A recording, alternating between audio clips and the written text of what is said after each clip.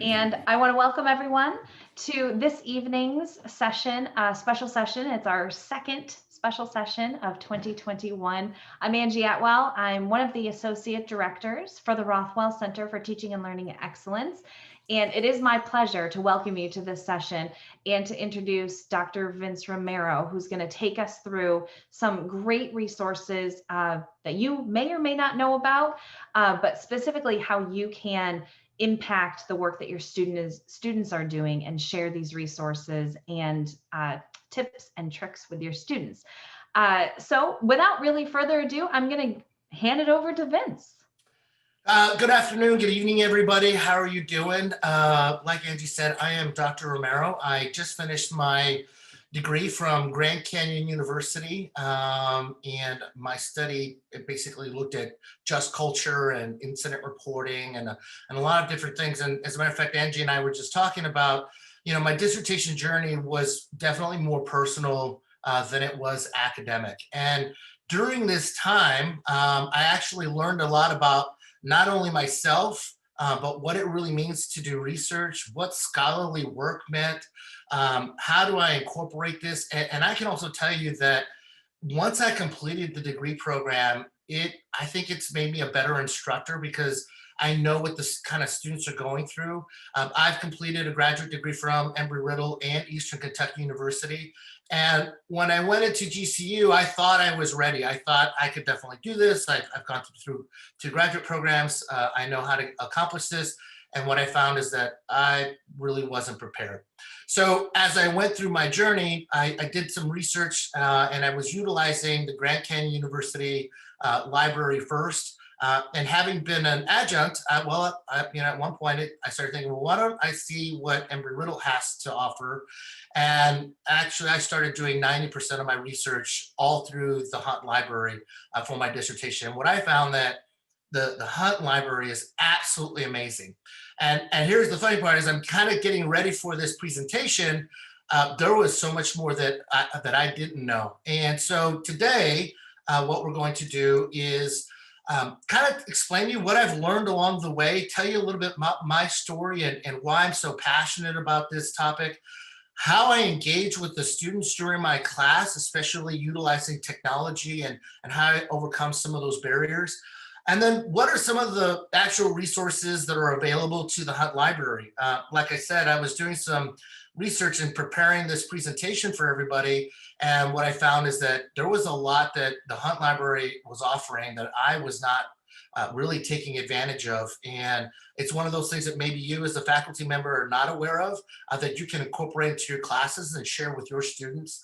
And then I'm going to do a short online demonstration of some of the research tips, not necessarily for you, but you can share with your students. And that's one of the things that I found is a lot of the students have, in my opinion, it seems like they do everything they can to avoid using the Hunt Library. It's a lot of Google searches. It's going into a lot of blog sites. It's going into a lot of wikis. And I'm going to show you some of the wikis and blog sites that I've seen from them before, and what I use to kind of counteract that, and how I come around and then basically say, here's some of the resources you really should be using, especially since you're a student at Embry-Riddle.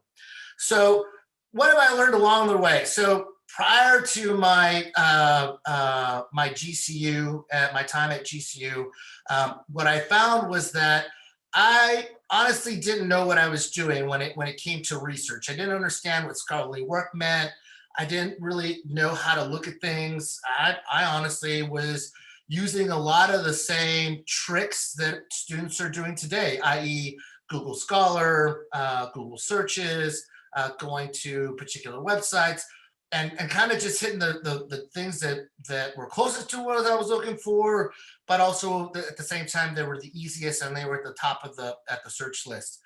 And what I found during my doctoral journey was that what does it really mean for the students to use scholarly work? What are some of the criteria that they need to be taking a look at or evaluating before they decide that they're going to use that resource? And the other part to that was when I first started a lot of my my research journey, I avoided journals. They were very scary to me. I remember when I first started looking at them, there were a lot of, I call them $25 words, and a lot of them I didn't understand what they were trying to convey, the format, the layout, what the information was in there, and it seemed very complicated. But I knew that in order to get through this journey, I was going to have to get comfortable in this space and really start working with this. And what I found was that especially this is what I tell a lot of the students, is that you don't necessarily need to go so deep into the methodology and what the results were from that researcher, but you can definitely use the review of relevant literature or background information, because the researcher has already done 90% of the work for you. You just got to look at it, use it, synthesize it, and then put it into your paper. And now you have a scholarly work that you're supporting. And then I'm going to show you something that I've just started playing with a lot with lately. It's called RefWorks. And then you can cite it and cite it correctly, and it'll save you a ton of headaches and heartaches. And they may seem intimidating at first, but really once you get comfortable in them, you'll see that they're actually pretty easy. And one of the reasons that I like journals, especially at the Hunt Library, was how the Hunt Library would then begin offering you suggestions, especially from Science Digest, when you downloaded those journals. And I was like, heck, you're making my job a lot easier. Here's 6 other resources that I could take a look at. And maybe they apply to what I was looking at and what it meant. And it saved me a little bit of time in the end. So how do I engage? How do I engage with the students, and why am I so passionate about it? It kind of goes back to what I was talking about before, in the sense that I really didn't know what I was doing, and I was very intimidated about this. And when I first started writing, I am not a writer. I struggle. It's something that I have to work with. I have to really work on and work through. But what I started finding is that I wish somebody along my previous journey would have stopped me or corrected me or shown me something that I could use as a tool for maybe some of those areas that I'm weak on. And as I went through that, I promised myself that, actually, when I completed it and I finished that journey, I promised myself that if I can teach or show somebody some of the things that I use that help me, if I at least helped one person, then it was worth it. And what I found is that it's one of those things that the students really do appreciate and they enjoy and they want to hear more about it. And it really comes down to how I set the expectations, and that goes into the first day of class. So when I first started teaching, I kind of left it very broad, and I didn't really give a lot of direction, and I would get frustrated as I'm kind of looking at their work. And I kind of said this morning, I felt very much like Mr. Hand. So if anybody are familiar with Fast Times at Ridgemont High, that's exactly how I felt a lot of times as I'm reading some of these student papers. But what I started finding is that if I explain to them what I am looking for, the fact that I'm actually going to be reading their assignments, that I am going to question their sources. And a lot of times I do. I will pull that source from Canvas, and I'll go look up, go to, and I will go take a look at what sources are they doing? How did they do their research? Are they going to the right places? Because a lot of times what I've also found is that I teach primarily aviation safety, and in safety, hazard and risk has a different meaning, but a lot of times they're going into financial sites and they're talking about hazards and risks, and it doesn't necessarily have the same application. So the student was confused and using things that were not necessarily in context of what the course material was actually looking for. And then what I also start letting them know is that I will question them about their sources and where they got this and what were they doing. And I found initially at first, they were like, Dr. Romero, why does it seem like I'm in an English class? You're doing all this stuff. And what I found is that because I explained to them is that I'm trying to help you in a way that I wish somebody would have done for me. And I'm trying to guide you in an area, because if you can get out of that bad habit, your life will be a lot easier once you get to that capstone project, or if you decide to go into your graduate school.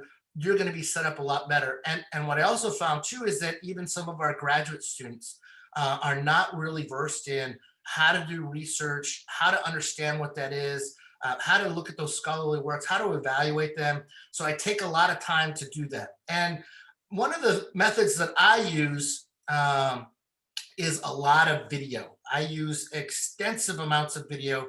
And the main reason is back in the day, a few years ago, I used to work for a learning and development team for a oil and gas company here in Fort Worth. And one of the acronyms that we used to use a lot was TLDR, too long, didn't read. And what I have found is that a lot of students, if your announcements or your posts are too long, they won't read them.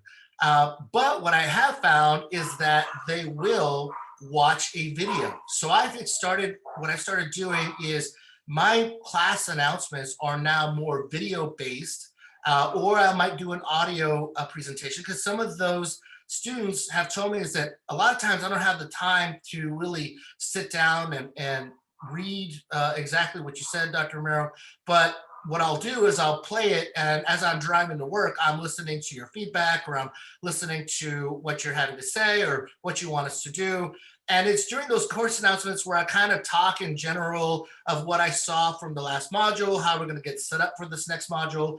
And then what I'll also do is embed a lot of videos that I have downloaded and put into my studio library as it relates to the Hunt Library. And I found that the Hunt Library actually has a ton of videos that you can use in your coursework and in your modules to really help guide that student into something that you're looking for and kind of raise that bar and expectation a little bit more.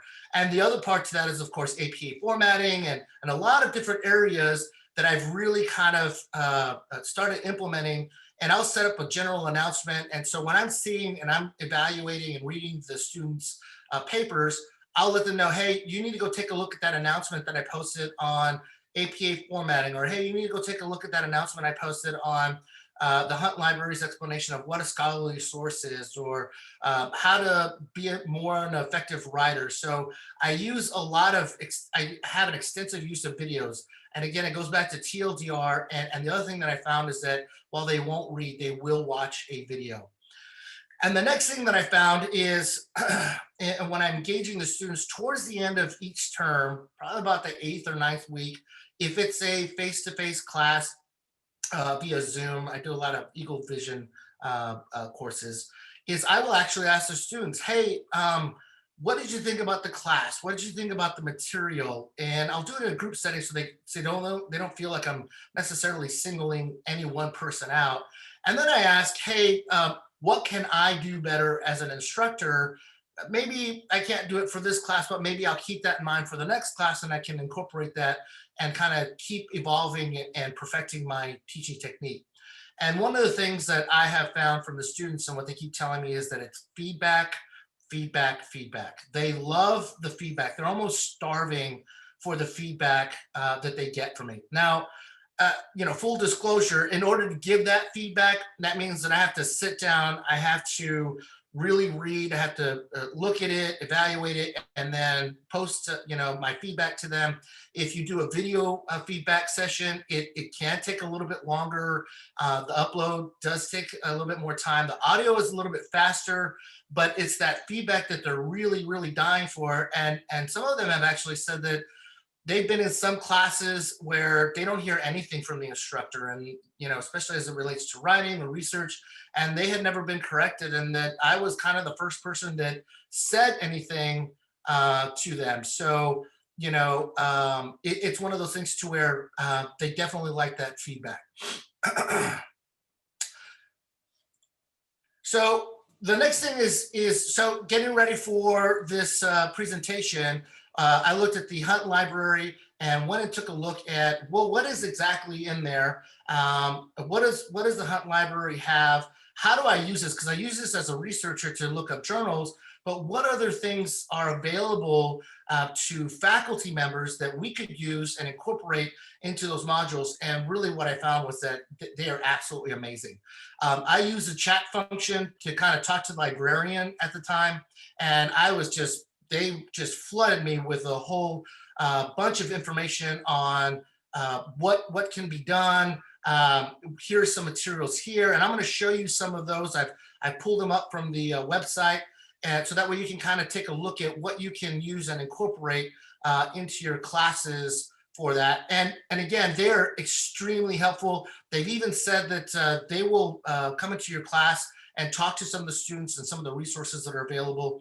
And I don't know if you're aware of this, for faculty members, there's actually a great video that I watched, which was absolutely fantastic. And there was a lot of things that I didn't even know what was in there. So when I also, since I'm promoting the Hunt Library, one of the things that I'm always trying to do too is get that student to go back to that Hunt Library. And I went in there and took a look at one of the things. So if you go into their research guides or how-to guides, they have information on understanding journals, peer-reviewed scholarly trade, and popular works. So that's where I get my information from, and then turn around and post that to the students. So that way they took a look at it. And if they ask me, well, where'd you get it from? Well, I got it from the Embry-Riddle Hunt Library.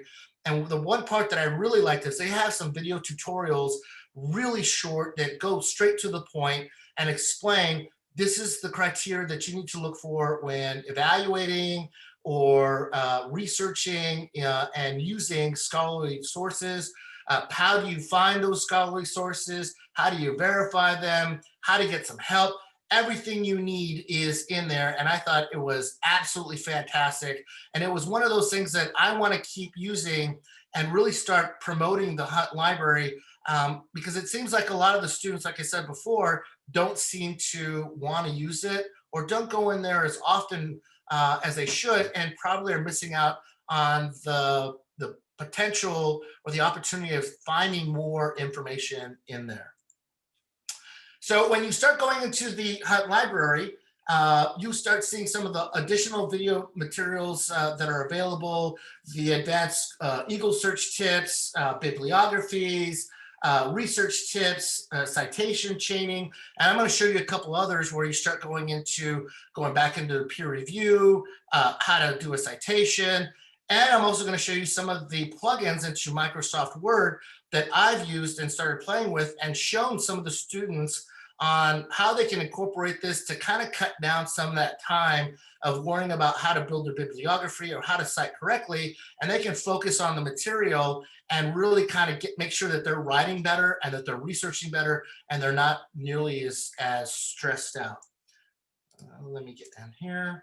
And it kind of goes back to the thing that I've really started playing with, and there's actually a video in here on that, is how do you use RefWorks? RefWorks is a phenomenal tool that I wish I would have learned about when I was going through my dissertation, because it would have saved me a whole bunch of headaches when I was having to update my bibliographies and update my citation sources, especially when it moved from APA 6 into APA 7, and I had to go back and convert everything manually. This way, using some of these plugins, it's actually already kind of done for you, and they're really easy to use. And what I've also seen is that a lot of students are really not aware of some of the things that are already in Microsoft Word, and or the plugins that are available that will make their lives a little bit easier, as I kind of get them to focus on using the correct sources and writing a little bit more effectively. So what I'm going to do now is I'm going to stop sharing for just a sec, and I'm going to end my presentation. And what I'm going to start doing is I'm going to pull up some of the websites that I have pulled aside, so that way you guys can see exactly what I have found and how easy RefWorks is. I don't know if a lot of you use your Studio. I use that a lot, and I absolutely love it. And let me just make sure I got my last thing. So what I'm going to do here is I'm going to start sharing my screen one more time. And there we go. And the first one that I want to go into is using Studio. So what I like to do is, if I find a video that I really enjoy, I have a downloader. I also own a Mac, so It's called Video Share, and all I have to do is plug in the URL and I can begin downloading. When I talked to Embry-Riddle, one of the things that they told me is that there are share links that you can download or that you can actually copy and paste and then embed into your announcements. And if you use the link itself, then anytime Embry-Riddle uploads a new video, the link doesn't change. So that video will also be updated, and you don't have to necessarily worry about, well, is it the correct information? Is it the right information? Do I have to update it?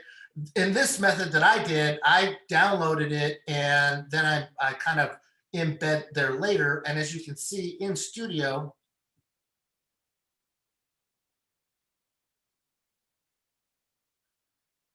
and if you have not seen that video, it is absolutely phenomenal. There's a lot of great stuff in there that I have enjoyed looking at and really utilizing for there. The other thing that I wanted to show you real quick is when I start talking to the students and I've asked them to do research or they have done research, what I have found is that there is a heavy, heavy use of Google searches, and what I'm finding is that a lot of times they'll just type in aviation safety management, and while I'm going to increase the font size for you guys so you can see this, while there is a wealth of information and they have some great stuff in here, the bad part is that this is a commercial site. Somebody's selling a service to this, and there are no citations or sources that are available for the student to actually cite or really kind of qualify it as a scholarly source. The other one that I've seen them use a lot is called Skybrary. I don't know if you guys have ever seen this, but it is a wiki. And again, there's some great information. It's heavily focused on ICAO and not so much on the FAA. But this is where I start seeing a lot of the students go in here and try to start finding information, and they'll essentially copy paste and or they'll start using this, and then they'll cite Skybrary. And the great thing about it, since it is a wiki, it's a great place to start. I will not deny that. But again, there's no author, there's no citations on what they're doing. However, just like Wikipedia, there are the source documents for the student to go through. And a lot of times what I tell them is, if you're going to use Skybrary, don't cite Skybrary, go to the actual source, and then that is where you're going to get it. And you may even find some additional information. The other one that I find students using a lot as well is the use of blogs. For some reason, that seems to be the new hot thing that they like to go to, is to go to a blog and talk about how this blog writer explained this and this. And again, I have to go in there and kind of correct them and remind them that that's not necessarily a scholarly source. And we really need to do, in my opinion, I try to do a better job of guiding them a little bit more, giving them a little bit more direction, explaining them to what is necessary. How do you do the research, and then redirecting them into the Hunt library. And that's the one that I'm going to show next. And let me close some of these out so it's not so busy for everybody. So the beauty of the Hunt library, I show this to students as well. And what I've done is I do create some of my own video tutorials. I use Camtasia. Can be a little complicated at first if you haven't used it before. It is one of the cheaper video editing software that I've seen out there. But what I really like is the way that you can screen record everything that you're doing and add some animations and add some things once you get kind of a little bit more advanced with it. And when I was doing the research, it was the chat function that I was most impressed with, because the librarian is really there to kind of help you out. And I'll give you an example of what I did. Faculty, and I'll do worldwide. And I'm going to say, where can I find some information on Aviation safety culture. And while we're waiting here, Miss Clara is joining and she's hopping on, and they are absolutely phenomenal. Hi, Clara. Can you help me? I am looking for information on safety culture. Sorry, my spelling is culture. In aviation, I need some peer-reviewed sources. And this is where, the fact that there's so much and you can talk to somebody and get the information that you need, especially for somebody who is not as well versed in the Hunt Library, or is a little bit intimidated, or doesn't even know where to begin their search, or what do I look at? How do I find that stuff? The librarian, have you done any searches so far? No, ma'am.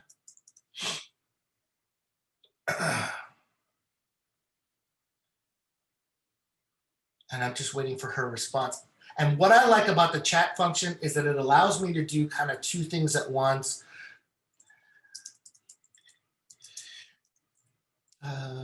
Do you have any suggestions?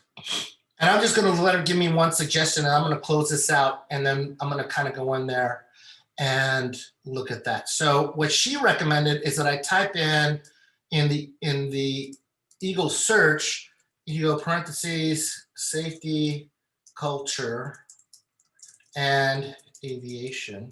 And this will kind of even help me out with my RefWorks. So as you can see, it starts building and giving you all of the stuff that you need, all of these journals. And again, what I really like is that if I need to go to a journal, or I'm looking for a magazine, a report, everything is there. Peer reviewed, it's already there for you. You can just click on that.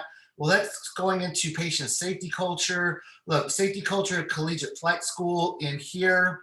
So when I go in here, I click on it, and we'll see where it's going to be a ProQuest. So ProQuest, what they'll do is they'll give you additional resources over here on the left side. When you use Science Digest, it will actually, after you've downloaded it, it will actually provide you go back to the source. It'll say, hey, looks like you're looking at this thing. People have also looked at these additional journals. Would you like to download them? And there'll be 5 or 6 additional ones in there, and you can use all of that. Here is the other part that I really like, is when you start going into sites, you can go into RefWorks, and RefWorks is a resource that's available to us and to Embry-Riddle students. And now it's taking me to my online source, and I'm going to put it in safety culture, and then I'm going to click on import, and it has now imported my work right there. And this is the one from Wheeler. So it has pulled it in, and there is the source. So when I start writing the paper, all I have to do is pull up the RefWorks plugin and click on what I'm using, and it will cite the source the way that I need it, and it will also build my bibliography. Now, one of the other things that I've also used RefWorks for is you can also import the PDF file into RefWorks, so you don't have to build this entire library. And this is what I show the students. You don't have to do all this stuff. It's already done for you. You just got to go in there and see if this is what you want. And if you do, you can kind of come in here and take a look at all of the things that are in there. So we start going into organizational accidents, and it starts talking about organizational culture. And let's say I really like this. I'm just going to use this as an example. I can highlight that, and I can come back to it. So when I need to review that information, it's easy for me to go into. And the other part to that, if I need to add a comment, I can write a comment about what I liked about this, or like I was doing in my dissertation, really add this to the document. And there it is. And the other part to that, of course, you can always download the PDF, and all it is once you download it, you drag and drop, and it's automatically into your RefWorks for you, and it's already there. Now, the other thing that I like about the Hunt library is if you go into their video section, and I'm only looking for streaming only, and I do one that I know that they have in there is NASA, and I want to incorporate some videos in there. Here's a whole other bunch of information that I can take a look at or even have the students review if I wanted them to, if I want to expand their knowledge and get them comfortable with a certain thing. And again, if I want to cite this, I can cite this. If I want to cite this, I can import this into my RefWorks. And if I need to create a folder, and I'm going to do this, videos, and I hit save. And my videos folder should be created. Nope, it didn't look like it created. But for the sake of time, I'm just going to put it into safety. And I click on import. And I click OK. Look at my video, my folders again. Go into safety.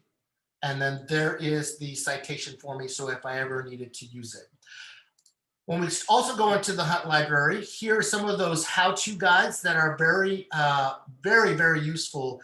You have research guides and the how-to guides. The how-to guides are, how do you use RefWorks? How do I set up my, my membership? And what do I need to do? How do I do case study research? How do I do citation chaining? What does the research paper process look like? Scholarly and commonly selected works, Sage research methods, and the scholar. I didn't want that one. There was another one in here. I can't seem to find it, but it goes into that scholarly research and all the different things that are needed. If you're going into research guides, now you can look into all the different areas and really help them cut down on some of that time, so that way they're not, you know, as overwhelmed in trying to use that Hunt library, and then of course trying to complete that assignment. And I had looked it up earlier, so let me get rid of this. And this is where I start using a lot of that peer-reviewed and scholarly to explain to the students. And here are the video tutorials, and then of course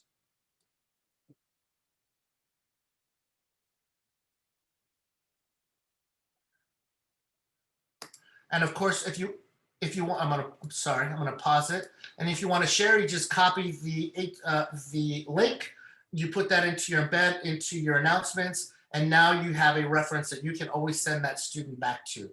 And the last thing I want to take a look at or show you guys is the use of RefWorks in a Word document. Now, my Word document, I use Word for Mac, so it may look a little bit different than what you're accustomed to. But when you get the plugin, it'll be up here on the very top, RCM. And this is where my RefWorks citation manager is located. And you can see all of the stuff that I've already cited in here or imported for this. Now, the beauty of RefWorks is I'm going to delete Lao. And let's say I was writing, and I just want to show you how easy it is let's say I want to cite Lao again, just so you can see it. So I'm going to just cite this. It formats it. It puts it in there for you in the correct format that it needs to be. As we all know, there's different differences between APA 7 and APA 6.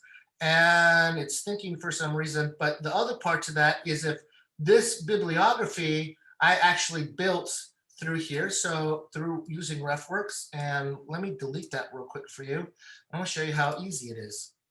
So I'm going to turn off the bibliography, and I'm going to turn the bibliography back on, and it starts putting it in there. And I'm going to update this a little bit and get it to the right place, and then home, insert, page break. And there it is. It's I've got everything all set up using RefWorks. It is an absolutely phenomenal tool. I wish I was taught this a long time ago. There's a plethora of information and resources that we can, enable our students to be good researchers. And the main reason, and I was talking to Angela about this, is I've brought some guest speakers into my class, and I have one in particular. I'm gonna stop sharing now. And he has been an engineer for Southwest Airlines, American Airlines, has worked for Boeing, and is now the VP of sales for Bridgestone Aviation. And we were talking about, research and is it important? Do you need your employees to know how to research? And he said, absolutely. There is a lot of times when the VP his VP or C-level suite director will tell him that he needs to do something. Of course, he's going to hand that off to the lower level employee. And he said, if that employee does not know how to do research, that's not good. We really need them to know where to go find information, what's being done, what's current, what studies are being done, so that way to give that information back to him. So when he gives a presentation or talks to his counterparts, he's able to speak intelligently about that. And that's why I think it's so important to get these students comfortable with not just knowing how to research and write, but why it's so important for them to feel comfortable in these environments and know the difference. So when they need this at their employer, they feel confident, they're able to do it, or if they decide to pursue their educational career, they're ready for that, and they're not caught blindsided, and they feel absolutely prepared for that. So I hope you've liked everything that I presented. Again, this is not me telling you what to do. These are kind of some of the things that I've used, that I found that have worked for me and connecting with the students. And I hope that has been something that maybe piqued your interest or something you didn't even know. So thank you very much. I appreciate it. Awesome. Well, thank you so much, Dr. Romero. And anyone who's on the call, does anyone have any questions or comments before we finish up tonight? You can make your mic live, or of course, we've got the chat open as well.